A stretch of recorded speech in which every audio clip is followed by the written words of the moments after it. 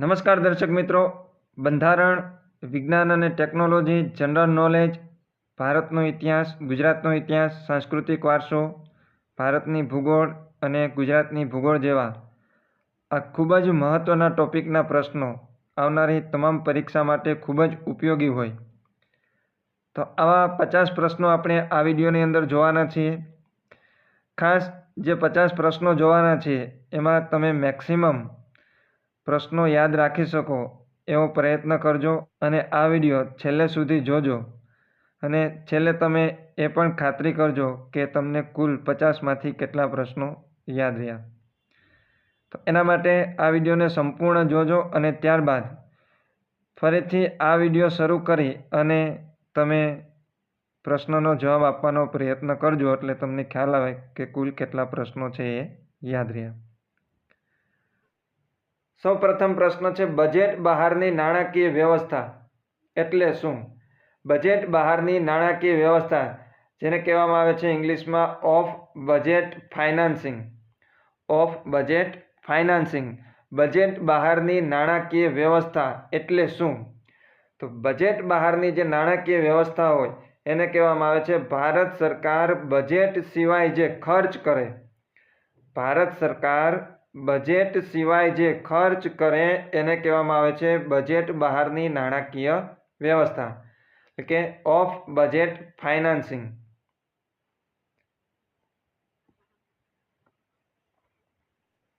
Gujarat maritime બોર્ડના સંદર્ભમાં કયું વિધાન સાચું છે?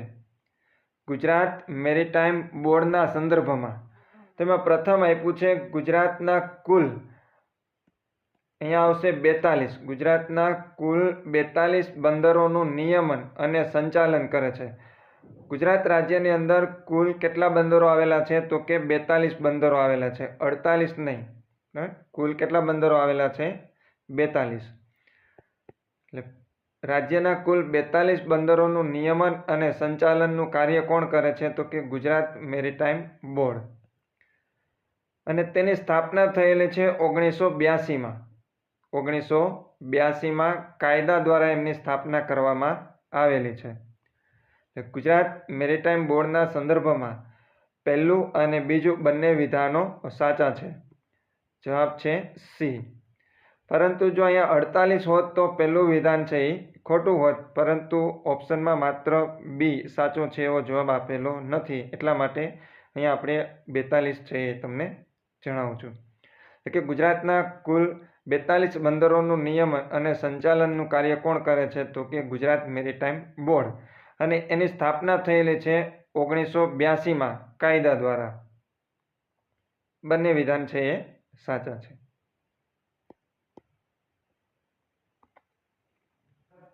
ત્યાં પછી ભારતીય લોક ચિત્રકળા અને તેના સ્થળ દર્શાવતો ખોટો વિકલ્પ પસંદ કરો. એમાં પ્રથમ આપ્યું છે મધુબની. મધુબની ચિત્રકળા છે એ કયા રાજ્યનું છે? તો કે બિહાર રાજ્યનું છે, એ સાચું છે. મધુબની કયા રાજ્યનું છે? બિહાર રાજ્યનું. ત્યાર પછી આપ્યું છે પટ્ટચિત્ર.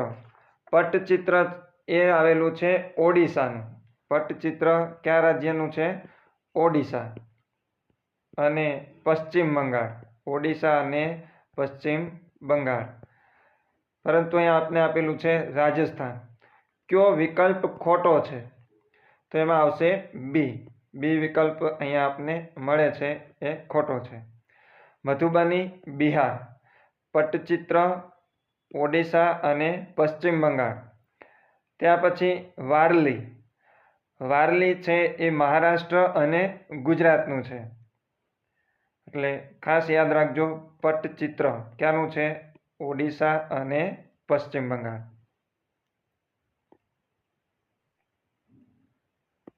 શાળાના વિદ્યાર્થીના અકસ્માતથી થતા અવસાન માટે વીમા રક્ષણ આપતી યોજના નીચેનામાંથી કઈ છે? શાળાનો કોઈપણ વિદ્યાર્થી અકસ્માતના કારણે મૃત્યુ પામે તો વીમા રક્ષણ માટે અપાતી જે યોજના છે એ યોજના છે વિદ્યાદીપ યોજના. અને આ વિદ્યાદીપ યોજના હેઠળ 50,000 રૂપિયાનો વીમો આપવામાં આવે છે.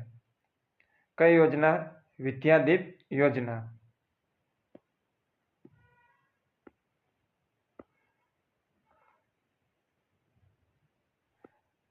નીચે આપેલ પૈકી સાચી જોડી જણાવો. પ્રથમ આપ્યું છે કૈલાસ મંદિર. કૈલાસ મંદિર ક્યાં આવેલું છે? તો કે મહારાષ્ટ્રની અંદર. કૈલાસ મંદિર મહારાષ્ટ્રની અંદર આવેલું છે અને રાષ્ટ્રકૂટ વંશના રાજા કૃષ્ણ પ્રથમ દ્વારા એક કૈલાસ મંદિરનું નિર્માણ કરવામાં આવ્યું હતું. રાષ્ટ્રકૂટ વંશના રાજા કૃષ્ણ પ્રથમ દ્વારા. પહેલી જોડ છે એ સાચી છે.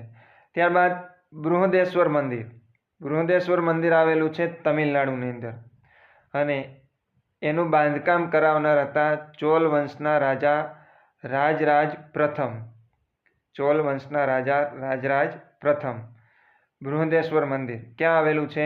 તમિલનાડુની અંદર. બીજું વિધાન પણ સાચું છે. ત્રીજું આપ્યું છે વિરુપાક્ષ મંદિર. વિરુપાક્ષ મંદિર આવેલું છે કર્ણાટકની અંદર અને એમનું બાંધકામ કરાવનાર અથવા તો એમનું નિર્માણ કરાવનાર વિજયનગર સામ્રાજ્યના રાજા દેવરાય દ્વિતીય દ્વારા કરાવેલું. દેવરાય દ્વિતીય દ્વારા. એટલે ત્રીજી જોડ પણ સાચી છે. અને ખજુરાહો.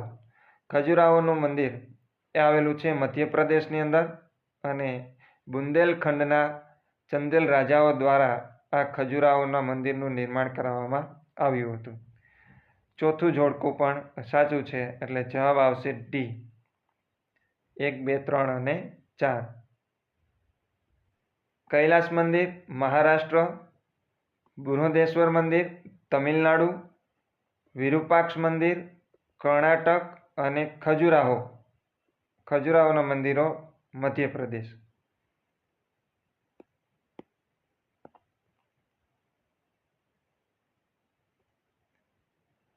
દક્ષિણામૂર્તિ વિદ્યાર્થી ભવનના સ્થાપકોમાં નીચેના પૈકી કોણ એક હતા? દક્ષિણામૂર્તિ વિદ્યાર્થી ભવન એની સ્થાપના કરાવનાર હતા નાનાભાઈ ભટ્ટ. નાનાભાઈ ભટ્ટ. દક્ષિણામૂર્તિ વિદ્યાર્થી ભવન આવશે નાનાભાઈ ભટ્ટ. ત્યાં પછી કોમ્પ્ટ્રોલર અને ઓડિટર જનરલ.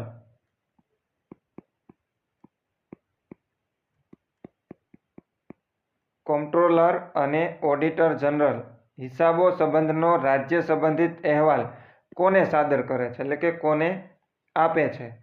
કોમ્પ્ટ્રોલર અને ઓડિટર જનરલ જે રાજ્યના હિસાબો છે એ કોને સુપ્રત કરે છે?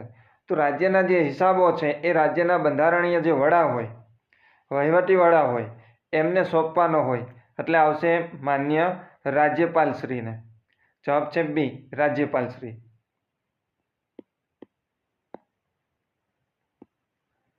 ઈસ્ટ ઇન્ડિયા કંપનીના વેપારના હકો નીચે દર્શાવેલ કયા કાયદાથી નાબૂદ કરવામાં આવ્યા? ઈસ્ટ ઇન્ડિયા કંપનીના જે વેપારના હકો હતા એ વેપારના હકો કયા કાયદાથી નાબૂદ કરવામાં આવ્યા? તો એમાં આવશે ચાર્ટર એક્ટ 1813. ચાર્ટર એક્ટ 1813ના કાયદા દ્વારા ઈસ્ટ ઇન્ડિયા કંપનીનો જે વેપારનો હક હતો એ નાબૂદ કરવામાં આવ્યો. બનારસ શહેરનું જૂનું નામ શું છે? બનારસ શહેરનું જૂનું નામ એ છે કાશી. બનારસ શહેરનું જૂનું નામ કયું છે? કાશી. ત્યારબાદ કોઈ પણ કમ્પ્યુટરમાં એન્ટર કરવામાં આવેલા પ્રોગ્રામને રિમૂવ કરવા માટે કયા મેનુમાં જવું પડે? કમ્પ્યુટરની અંદર આપણે કોઈ પણ પ્રોગ્રામ એન્ટર કર્યો હોય તો એ પ્રોગ્રામને રિમૂવ કરવો હોય એટલે કે દૂર કરવો હોય તો કયા મેનુમાં જવું પડે? એમાં ઓપ્શન છે ફાઇલ, પ્રોગ્રામ, કંટ્રોલ પેનલ અને માય કમ્પ્યુટર. તો કમ્પ્યુટરની અંદર આપણે કોઈ પણ પ્રોગ્રામ એન્ટર કરેલો હોય તો એને રિમૂવ કરવા માટે આપણે કંટ્રોલ પેનલનો ઉપયોગ કરવો પડે. જવાબ છે સી, કંટ્રોલ પેનલ.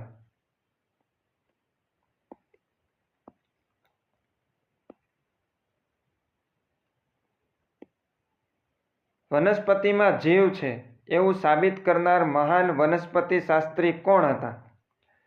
વનસ્પતિની અંદર જીવ છે એવું સાબિત કરનાર એ હતા જગદીશચંદ્ર બોઝ. જગદીશચંદ્ર બોઝ જે વનસ્પતિ શાસ્ત્રી હતા અને એમણે એવું સાબિત કરી બતાવ્યું કે વનસ્પતિની અંદર જીવ છે.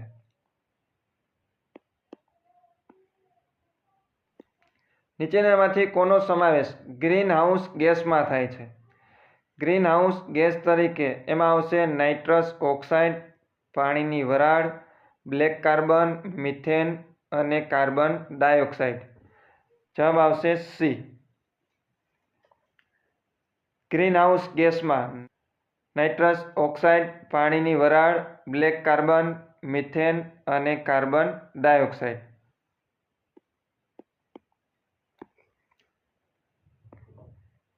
તેરમો પ્રશ્ન છે નીચે આપેલ જોડકા યોગ્ય રીતે જોડો. એમાં આપણે આપ્યા છે ભારતના વિવિધ મહાનુભાવોના ઉપનામ. ભારતના મહાન જે મહાનુભાવો છે એમના ઉપનામ આપ્યા છે અને એ ઉપનામને આપણે યોગ્ય રીતે જોડવાના છે. તો પ્રથમ આપ્યું છે પંજાબ કેસરી. પંજાબ કેસરી. તો એની સામે આવશે લાલા લજપતરાય. લાલા લજપતરાય. પંજાબ કેસરી. ત્યાર પછી હોકીના જાદુગર. હોકીના જાદુગર તરીકે કોણ ઓળખાય છે? તો કે મેજર ધ્યાનચંદ. ભારતના ન્યૂટન. ભારતના ન્યૂટન તરીકે ઓળખાય છે બ્રહ્મગુપ્ત. અને લોકનાયક. લોકનાયક તરીકેનું ઉપનામ મળેલું છે જયપ્રકાશ નારાયણને. પંજાબ કેસરી, લાલા લજપતરાય, હોકીના જાદુગર, મેજર ધ્યાનચંદ, ભારતના ન્યૂટન બ્રહ્મગુપ્ત અને લોકનાયક જયપ્રકાશ નારાયણ. સાચો ઓપ્શન છે બી.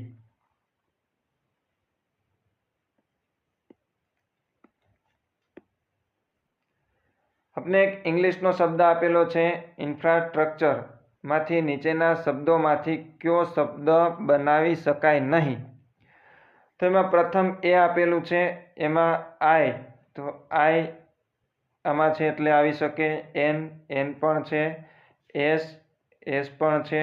ટી. ટી પણ છે. આર. આરનો પણ ઉપયોગ કરી શકાય. યુ. યુનો પણ ઉપયોગ કરી શકાય. સી. સી પણ આપેલો છે. ટી. ટી પણ મળી જશે. યુ. ઓ. તો ઓ છે આપને અહીંયા ક્યાંય આપેલો નથી. આ સ્પેલિંગની અંદર ક્યાંય ઓ આપેલો નથી. એટલે પહેલો જ જે ઓપ્શન છે એ બનશે નહીં. જવાબ આવશે એ. બાકી ત્રણેય જે આપને આપેલા છે શબ્દો એ શબ્દો છે એ બની શકશે. પરંતુ પહેલો જે એ આપેલો છે એ બનશે નહીં.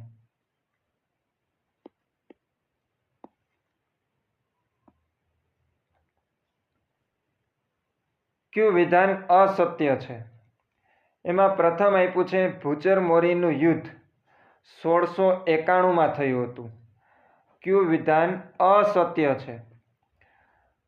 તો ભૂચરમોરીનું યુદ્ધ એ થયું હતું 1591માં. 1691 નહીં, પરંતુ કેટલા? તો કે 1591ની અંદર.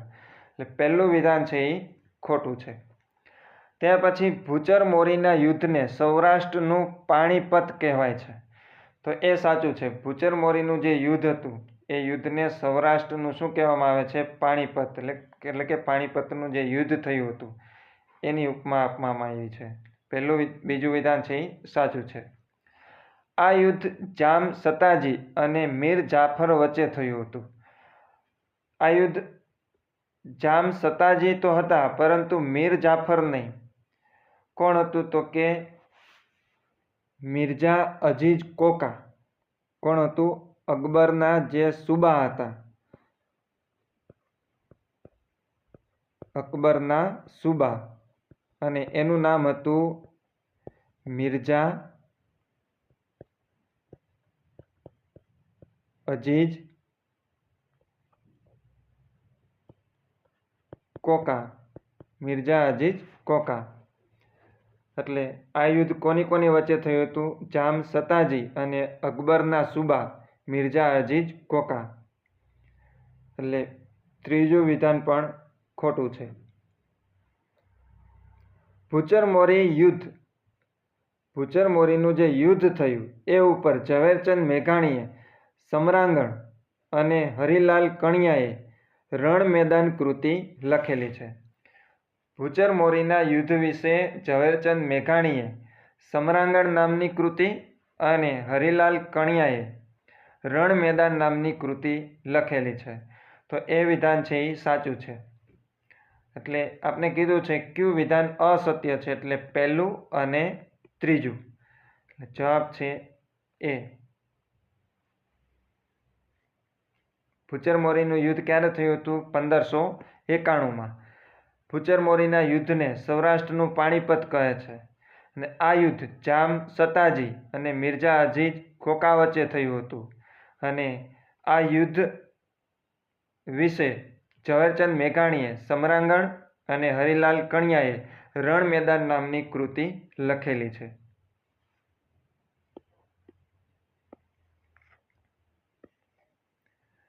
ત્યાર પછીના પ્રશ્નો વિશે વાત કરીએ તો નીચે આપેલ યોગ્ય જોડકા જોડો.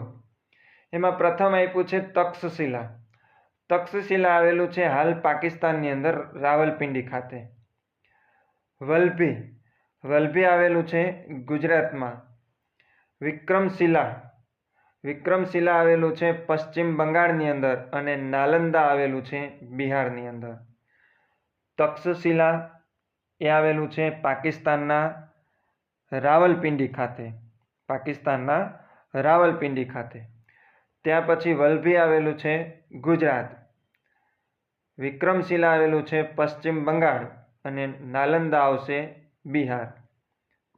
સાચો ઓપ્શન છે એ.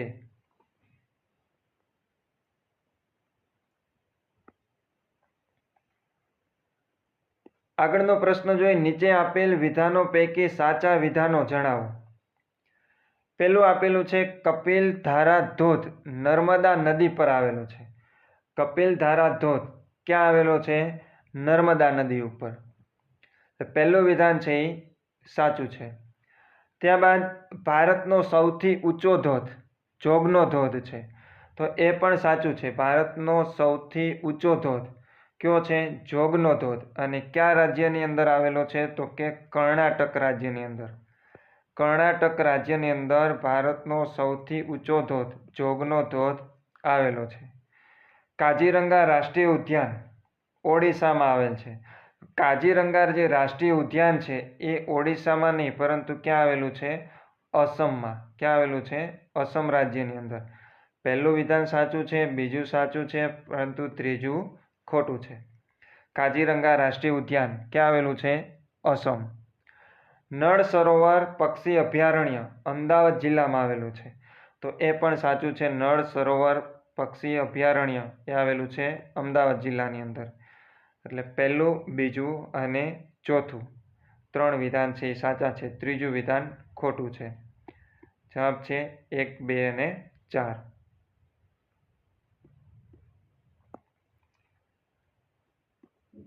પખુપીલા કયા રાજ્યનું નૃત્ય છે? દર્શક મિત્રો ખાસ ધ્યાન દેજો. પખુપીલા કયા રાજ્યનું નૃત્ય છે?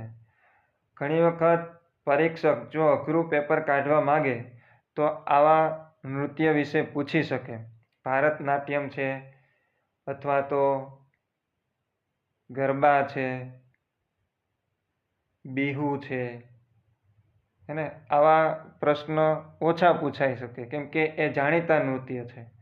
પરંતુ જો ઓછા લોકપ્રિય હોય, ઓછા જાણીતા હોય એવા નૃત્ય પૂછે તો પ્રશ્ન છે એ અઘરો બની જતો હોય છે. એટલે પખુપીલા કયા રાજ્યનું નૃત્ય છે? તો પખુપીલા છે એ મિઝોરમ. કયા રાજ્યનું છે? મિઝોરમ રાજ્યનું નૃત્ય છે.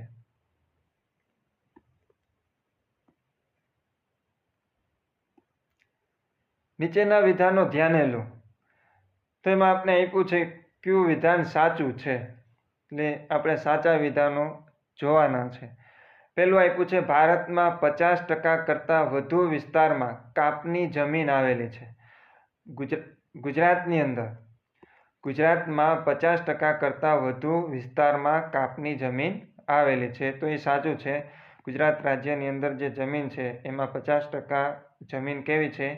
કાપની જમીન છે. એટલે પહેલું વિધાન છે એ સાચું છે. ત્યાર પછી બીજું છે ચરોતર પ્રદેશમાં કપાસનું વધુ ઉત્પાદન થાય છે. તો ચરોતર પ્રદેશમાં સૌથી વધુ કપાસનું નહીં, કપાસનું ઉત્પાદન છે એ કાનમ પ્રદેશની અંદર થાય છે. ક્યાં થાય છે? કાનમ પ્રદેશની અંદર. અને આ જે કાનમ પ્રદેશ છે એ દર્શક મિત્રો ગુજરાતના કયા વિસ્તારમાં આવેલો છે અથવા તો કયા જિલ્લામાં આવેલો છે એ તમે કમેન્ટ બોક્સની અંદર લખજો. કાનમ પ્રદેશ ગુજરાતના કયા જિલ્લાની અંદર આવેલો છે? એટલે બીજું વિધાન છે એ ખોટું છે. હાલાર એ જામનગરનું પ્રાચીન નામ છે. જામનગરનું પ્રાચીન નામ શું છે? હાલાર. તો એ વિધાન છે એ સાચું છે. ગુજરાતમાં સૌથી વધારે મગફળીનું ઉત્પાદન જુનાગઢમાં થાય છે, એટલે કે જુનાગઢ જિલ્લાની અંદર થાય છે. ગુજરાતમાં સૌથી વધારે મગફળીનું ઉત્પાદન કયા જિલ્લાની અંદર થાય છે? જુનાગઢ જિલ્લાની અંદર. અને ચોથું વિધાન પણ સાચું છે. પહેલું, ત્રીજું અને ચોથું. નીચે આપેલ પર્વતમાળાને ઉત્તરથી દક્ષિણ ક્રમમાં ગોઠવો. આપણે ઉત્તરમાં પ્રથમ અને દક્ષિણમાં છેલ્લે એવી રીતના ગોઠવવાનું છે. તો એમાં આપણે કુલ 4 પર્વતમાળા આપેલી છે. એમાં વિંધ્યાચલ, અરવલ્લી, શિવાલિક અને સહ્યાદ્રી. તો સૌથી ઉપર જે હિમાલયની પર્વતમાળામાં આવે છે એ છે શિવાલિક. પ્રથમ આવશે શિવાલિક. ત્યાર પછી એમની નીચે આવશે અરવલ્લી. ત્યાર પછી આવશે વિંધ્યાચલ અને છેલ્લે દક્ષિણમાં આવશે સહ્યાદ્રી. શિવાલિક, અરવલ્લી, વિંધ્યાચલ અને સહ્યાદ્રી.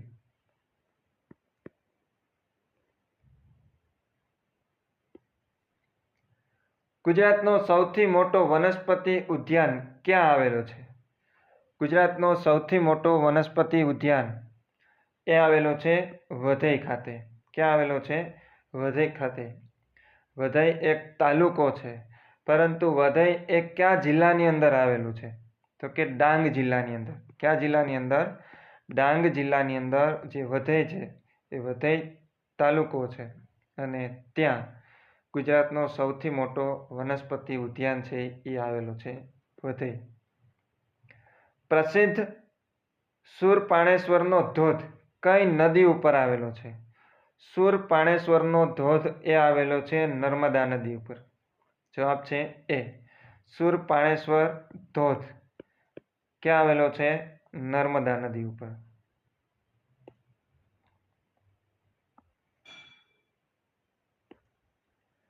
પ્રસિદ્ધ નેશનલ મરીન પાર્ક જે કાંઠાળ સમુદ્રી વિસ્તારમાં આવેલો છે. પ્રસિદ્ધ નેશનલ મરીન પાર્ક તે પિરોટન ટાપુઓ શાના બનેલા છે? પિરોટન ટાપુઓ શાના બનેલા છે? તો એ બનેલા છે પરવાળા સમૂહના. જવાબ છે બી, પરવાળા સમૂહ.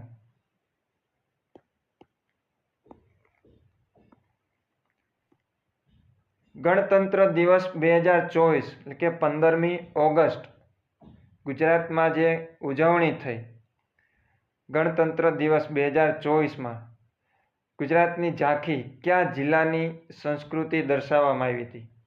ગુજરાતની ઝાંખી કયા જિલ્લાની સંસ્કૃતિ દર્શાવવામાં આવી છે ગુજરાત ગણતંત્ર દિવસની ઉજવણી દરમિયાન? તો એ આવશે કચ્છ જિલ્લો.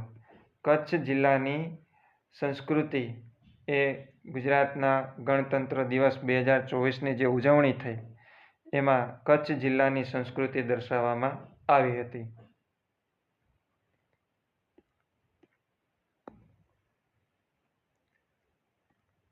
ત્યારબાદ નીચે આપેલ યોગ્ય જોડકા જોડો. પ્રથમ આપ્યું છે લીંજા, ત્યારબાદ છે યક્ષગાન, બિહુ, મોહિની અટ્ટમ અને મણિપુરી. તો આ જે અલગ અલગ નૃત્યો છે એ કયા રાજ્યના છે? તેમાં પ્રથમ છે લીંજા. લીંજા છે એ આવશે નાગાલેન્ડનું. લીંજા ક્યાંનું છે? તો કે નાગાલેન્ડનું. ત્યારબાદ યક્ષગાન, યક્ષગાન છે કર્ણાટકનું. બિહુ, બિહુ આવશે અસમનું. મોહિની અટ્ટમ, મોહિની અટ્ટમ આવશે કેરળ. અને મણિપુરી એ આવશે મણિપુર. લિંજા નાગાલેન્ડ, યક્ષગાન કર્ણાટક, બિહુ અસમ, મોહિનીઅટ્ટમ કેરળ અને મણિપુરી મણિપુર. સાચો જવાબ છે બી.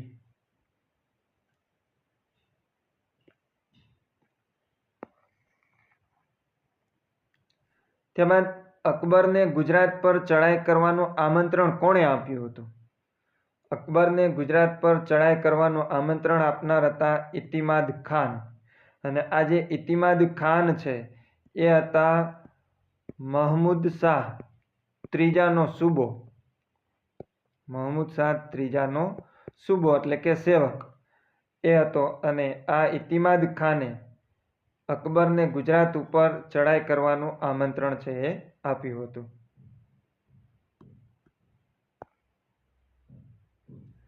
નીચે આપેલ જૈન અને બૌદ્ધ ધર્મ વિશેના વિધાનો પૈકી સાચા વિધાનો જણાવો. જૈન ધર્મ અને બૌદ્ધ ધર્મ વિશે આપને વિધાનો આપેલા છે. એમાં પ્રથમ છે મહાવીર સ્વામીએ પોતાનો ઉપદેશ પાલી ભાષામાં આપ્યો હતો. મહાવીર સ્વામી જે જૈન ધર્મના અનુયાયી હતા અને મહાવીર સ્વામીએ જે પોતાનો ઉપદેશ આપ્યો હતો એ ઉપદેશ આપ્યો હતો અર્ધમાગધી. અર્ધમાગધી ભાષાની અંદર આપેલો હતો. પાલી ભાષા આવશે નહીં. પહેલું વિધાન છે એ ખોટું છે. મહાવીર સ્વામીએ પોતાનો ઉપદેશ કઈ ભાષામાં આપ્યો હતો? અર્ધમાગધી. પછી ત્રિપિટક પાલી ભાષામાં લખાયેલ ગ્રંથ છે. ત્રિપિટક છે એ કઈ ભાષાની અંદર લખાયેલો છે? પાલી ભાષાની અંદર. એ સાચું છે. ચંદ્રગુપ્ત મૌર્યના સમયમાં પાટલીપુત્ર ખાતે પ્રથમ જૈન સભા બોલાવવામાં આવી હતી. ચંદ્રગુપ્ત મૌર્યના સમયની અંદર પાટલીપુત્ર ખાતે પ્રથમ જૈન સભા છે એ બોલાવવામાં આવી હતી. પ્રથમ જૈન સભા ક્યાં? તો કે પાટલીપુત્ર ખાતે. ત્રીજું વિધાન પણ સાચું છે. ચોથું વિધાન આપેલું છે સારનાથ પાસેના અશોક સ્તંભ કે જેમાં 4 સિંહોની આકૃતિ છે તેમજ તેમાં આવેલ ધર્મચક્રને ભારતના રાષ્ટ્રધ્વજમાં સ્થાન આપવામાં આવ્યું છે.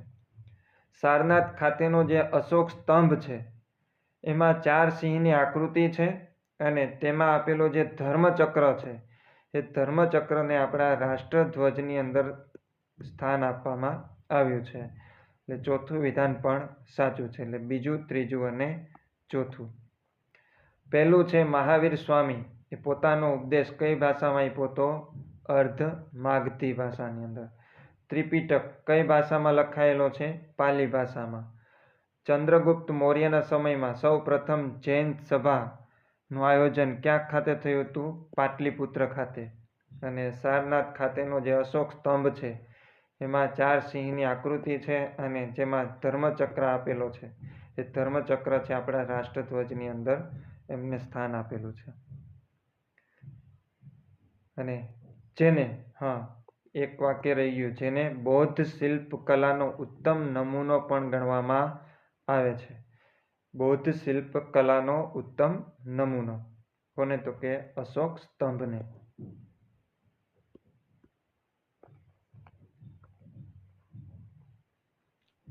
ત્યારબાદ ગોપાલ કૃષ્ણ ગોખલે નીચેના પૈકી કોની સાથે સંકળાયેલ ન હતા?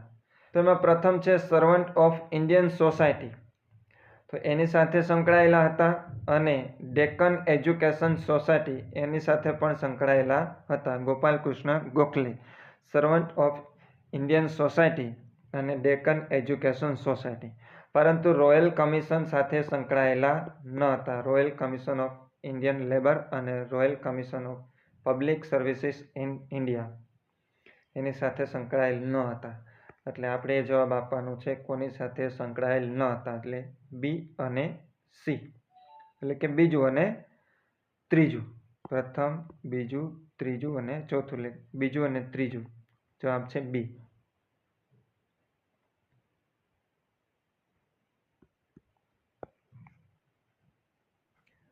કયા ગુપ્ત રાજાએ પોતાના લેખ માટે અશોક સ્તંભનો ઉપયોગ કર્યો છે?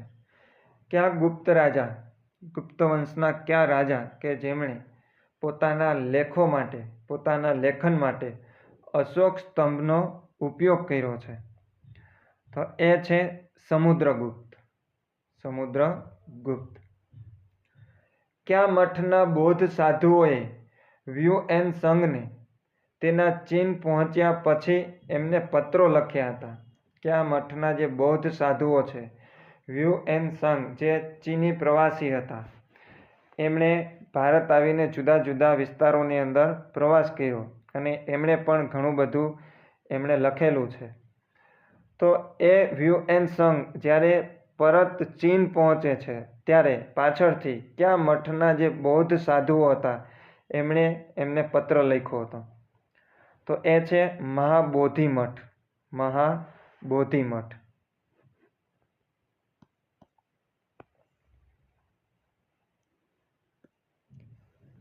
આગવા નૃત્ય ખાલી જગ્યા જિલ્લાના આદિવાસી દ્વારા કરવામાં આવે છે. આગવા નૃત્ય કયા જિલ્લાના આદિવાસીનું નૃત્ય છે? જવાબ છે સી, ભરૂચ.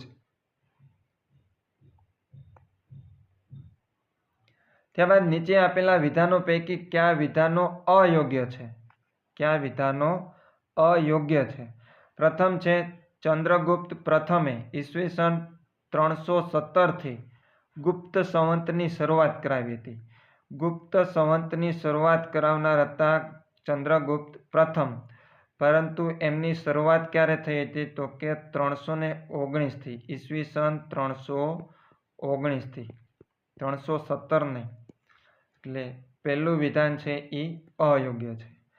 બીજું છે ગુપ્ત યુગમાં મથુરા શૈલી અને અમરાવતી શૈલીમાં મૂર્તિકલાનો વિકાસ થયો હતો. તો એ વિધાન છે એ સાચું છે. ગુપ્ત યુગની અંદર મથુરા શૈલી અને અમરાવતી શૈલીની અંદર મૂર્તિકલાનો વિકાસ કરવામાં આવ્યો હતો. એટલે પહેલું વિધાન છે એ અયોગ્ય છે.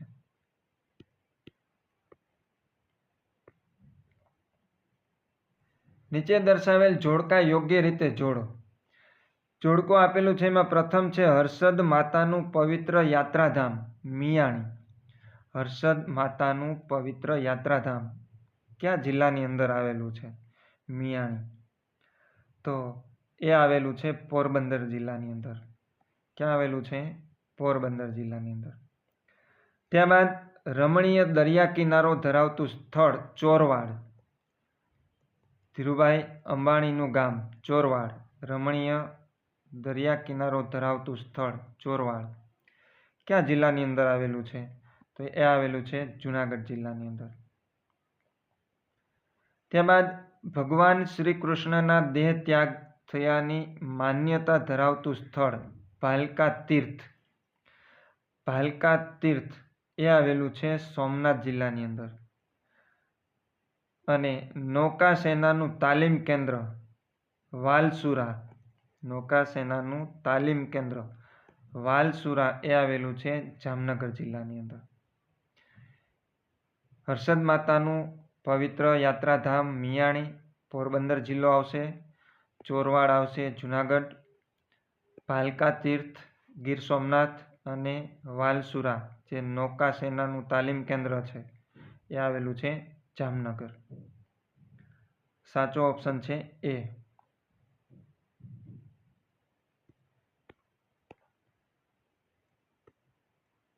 ત્યાં પછી 34મો પ્રશ્ન છે મહારાષ્ટ્રને ગુજરાતના કયા જિલ્લાની હદ સ્પર્શતી નથી?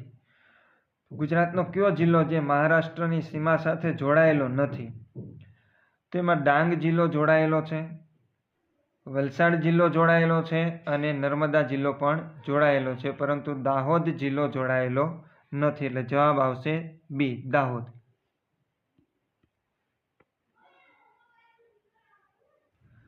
ત્યારબાદ જોડકો આપને આપેલું છે એમાં પ્રથમ છે અંગ, મગધ, કાશી અને મલ.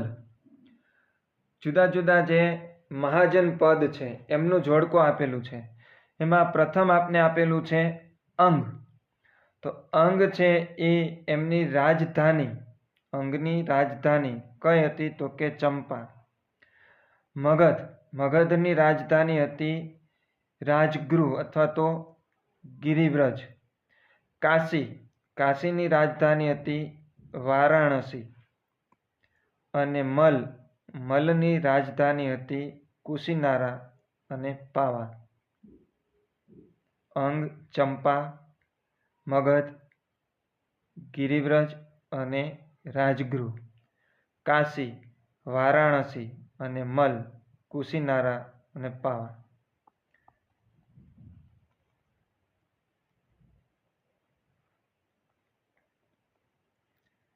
નીચેના પૈકી કયું પ્રાણી બ્રહ્મપુત્ર નદીના દલદલના ક્ષેત્રોમાં જોવા મળે છે?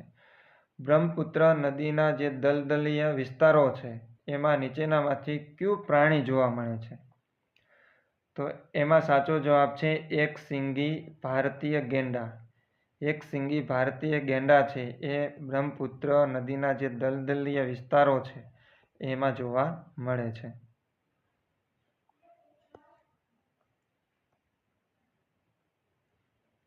ત્યાર પછી આપણે એક દાખલો આપેલો છે. ₹46ની કિંમતે એક વસ્તુ વેચતા એક વ્યક્તિને 8% નુકસાન થયું. તો 80% નફો મેળવવા માટે તે વસ્તુ કેટલી કિંમતે વેચવી જોઈએ? એક વસ્તુ છે જેની વેચાણ કિંમત કેટલી છે? 46. નુકસાન કેટલું થાય છે? 8%. જો એને 80% નફો મેળવવો હોય તો એને કેટલા રૂપિયામાં વેચવી પડે? તો આપણે એની મૂળ કિંમત શોધવી પડે. જે 46 રૂપિયામાં વેચાણ કિંમત છે એની મૂળ કિંમત આપણે શોધવી પડે. તો મૂળ કિંમત, નુકસાન થયું છે નુકસાન લખશું, નુકસાન, અને વેચાણ કિંમત. વેચાણ કિંમત ખાસ જોજો. ધારો કે મૂળ કિંમત છે 100 છે, નુકસાન 8%, એટલે 100ના 8% 8 થશે તો વેચાણ કિંમત કેટલા આવશે? 92.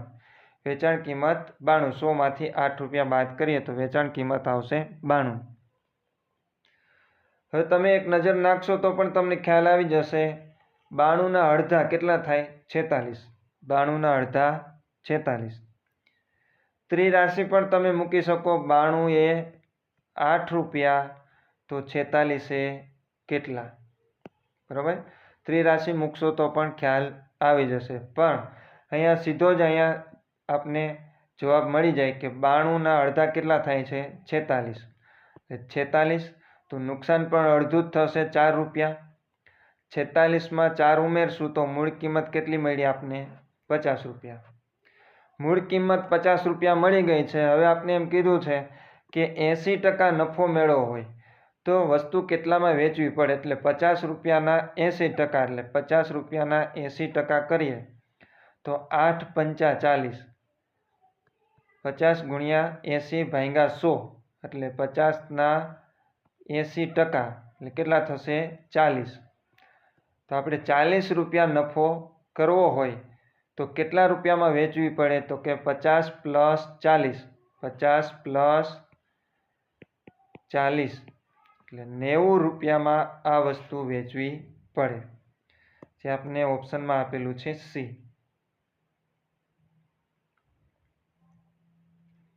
ત્યારબાદ રાઇટ ટુ એજ્યુકેશનનો કાયદો. રાઇટ ટુ એજ્યુકેશનનો કાયદો કઈ સાલમાં બનાવવામાં આવ્યો હતો? જેને કહેશું RTE. RTE. ખાસ RTE અને RTI આને લગતા પ્રશ્નો ખાસ તૈયાર કરી લેજો. એમાં RTE એટલે કે રાઇટ ટુ એજ્યુકેશનનો કાયદો કયા વર્ષે બનાવવામાં આવ્યો હતો? જવાબ છે સી, 2009માં. રાઇટ ટુ એજ્યુકેશન કાયદા મુજબ સરકારી તેમજ ખાનગી શાળામાં ગરીબ વિદ્યાર્થીઓ માટે ખાલી જગ્યા ટકા સીટો અનામત રાખવામાં આવે છે. જવાબ છે 25%. 25% સીટો છે ખાનગી શાળાની અંદર પણ રાઇટ ટુ એજ્યુકેશન હેઠળ ગરીબ બાળકો માટે છે સીટો ખાલી રાખવી પડશે. કેટલા ટકા? 25% સીટો. ભારતીય બંધારણને તૈયાર કરવામાં કેટલો સમય લાગ્યો હતો? ભારતીય બંધારણને તૈયાર કરવા માટે, એટલે કે એનું ઘડતર કરવા માટે, ભારતીય બંધારણને તૈયાર કરવા માટે કુલ 2 વર્ષ 11 મહિના અને 18 દિવસ. 2 વર્ષ 11 મહિના અને 18 દિવસ સમય લાગ્યો હતો.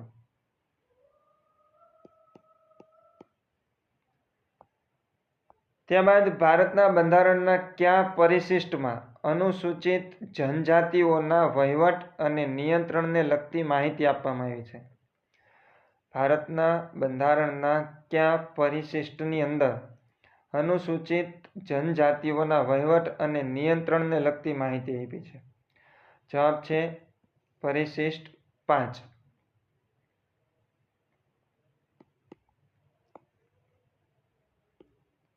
ઉત્તર ગુજરાત કયા કૃષિ પાક માટે વિશેષ જાણીતું છે?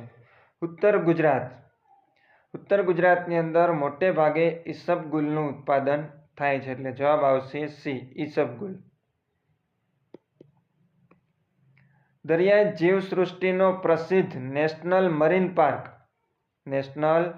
મરીન પાર્ક કયા બંદર નગરના સમુદ્રી વિસ્તારમાં આવેલો છે? એટલે કે દરિયાઈ જીવસૃષ્ટિનો પ્રસિદ્ધ નેશનલ મરીન પાર્ક એ આવેલું છે બેડી, જામનગર જિલ્લાની અંદર.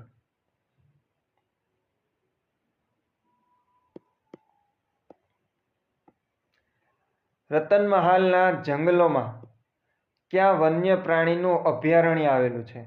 રતનમહાલના જંગલોની અંદર કયા વન્ય પ્રાણીઓનું અભયારણ્ય આવેલું છે? જવાબ છે રીંછ. બૌદ્ધ ધર્મના ધર્મપુસ્તક ત્રિપિટકના 3 સમૂહોમાં, બૌદ્ધ ધર્મનું જે ધર્મપુસ્તક છે ત્રિપિટક, એમાં 3 સમૂહોમાં નીચેના પૈકી કોનો સમાવેશ થતો નથી?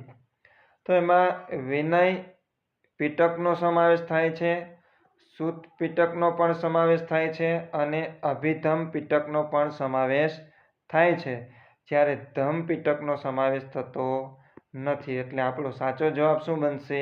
સી. બૌદ્ધ ધર્મના ધર્મપુસ્તક ત્રિપિટકના જે 3 સમૂહો છે એમાં વિનય પિટક, સૂત પિટક અને અભિધમ પિટક આવશે.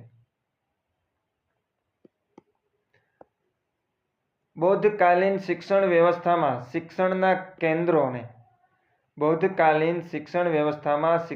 કેન્દ્રોને કયા નામે ઓળખવામાં આવતા હતા?